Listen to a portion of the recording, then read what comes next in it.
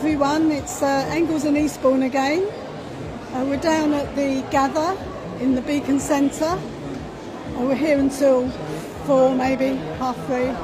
We've been here all day. It's the last Friday of every month. There's a heritage history all day long kind of event here.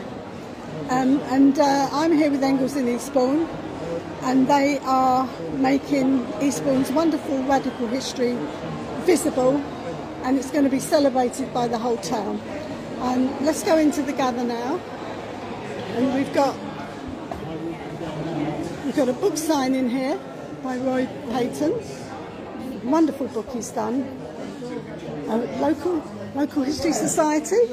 This man here has just done some wonderful bit of history for the radical history. He's found out about Samuel Taylor Coleridge, that he did play in Eastbourne, and in 1911. Yeah, 1911. And we had the picture showing it, but anyone can draw a picture. But we've actually got the newspaper articles, haven't we? So we're quite excited about that, because now we can go ahead with celebrating Samuel Taylor Coleridge. Can't get it printed properly, it's coming out a bit. So. Yeah, we will put it on the website. We've got a new website called People's Eastbourne, and it's going to be people like him and others. And yeah, so there's lots of entries in the newspaper around that time, so I'll see what else is in there. Oh, will you do that? Will you send it to Chris Leach? He'll send it to me and I can get it uploaded on the website. I really appreciate that. Thank you. Then we've got, in the corner here, we've got Chris Connolly, another Chris. There's loads of Chris's in the history world. He's the, what is he, conservation officer and lead on art, Victoria Place, Art Street, I don't know. He does all sorts of things. And he's helping out with the radical history. And we've got our little table here. Upside down, oh, hold on. We've got about George Meek, the bath chair man. This is his autobiography that George Meek wrote under the tutorage of H.G. Wells. George Meek was a man born in poverty in Eastbourne, died in poverty in Eastbourne, worked most of his life doing really low-paid jobs, and a lot of the time as a bath chair man. A lot of people that romanticise our history will see a bath chair in a photo and think, oh, how wonderful. He writes in his autobiography just what it was like being a bath chair man, and it was no fun, believe me.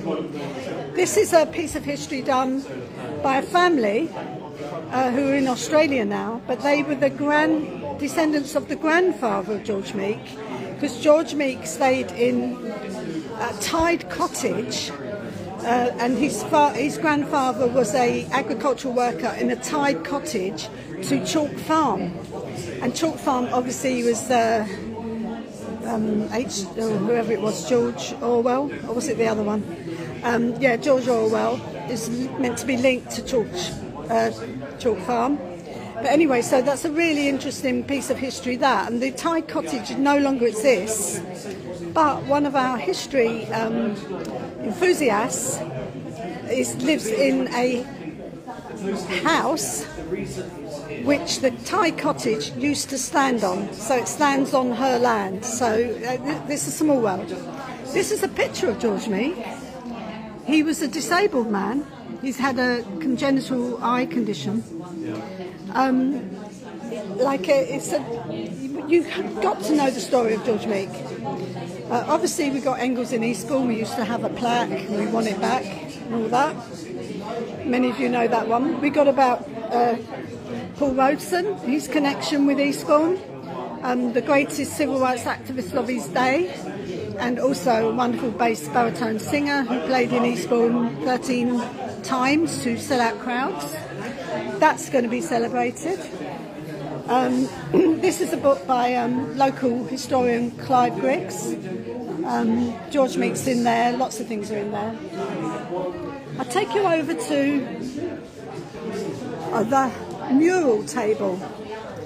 Now the mural was an 89-foot long, 4-foot high mural done in the 1970s to be in the balcony in the reception area of the Transport and General Workers Union Recuperation Hotel and Education Centre, that was built and became the vision of the greatest trade unionist in the country at the time, Jack Jones, and it was his son, Mick Jones, and 2 other students that painted this mural.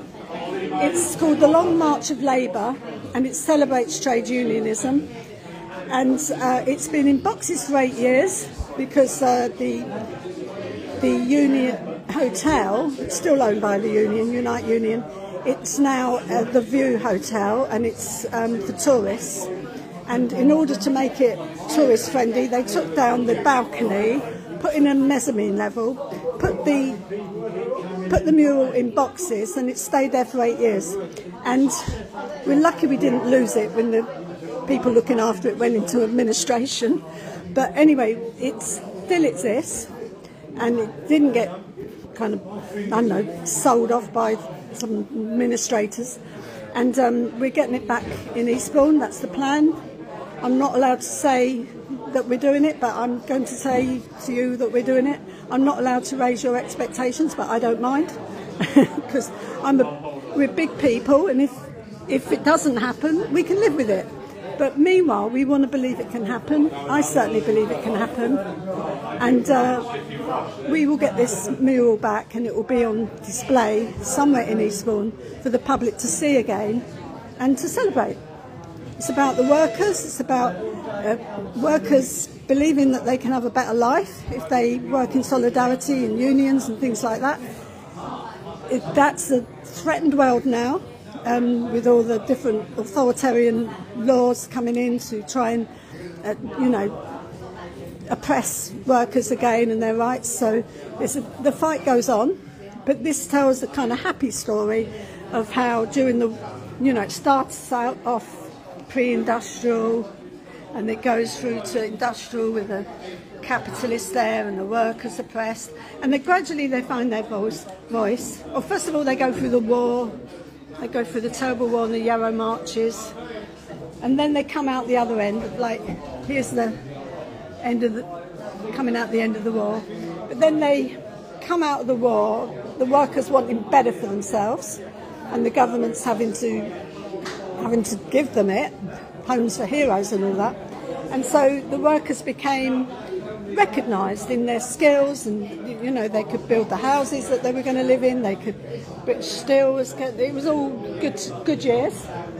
And there's the good years there. They're celebrating the triumph, how a better jumps life for all. Wonderful years, recognition, blah blah. And then they can triumph that they're going to at last get their leisure time. And remember, this is the 60s, 70s, so we got the Incredible Hulk there with these bikini-clad women. Of course, you would do, wouldn't you, in the 70s? And then you got your man there, sitting back, relaxing. He's allowed some leisure now. His union has helped him get his leisure. Anyway, it's all gone a bit wrong since then. We're back to having to fight for rights. So some of the workers now just are not getting the rights that they deserve. You think of the G4 guards, G4S guards, who are working 1 week off and striking 1 week on, and down at the job centre in Eastbourne, and they do not get basic employment rights. They've been eaten away, their pay has been eaten away. So in a way, this very celebratory we've won our leisure story from the Long March of Labour mural, it's kind of gone a bit wrong since then. But we, as workers, we will keep fighting for what is right. Anyway, I'm preaching now.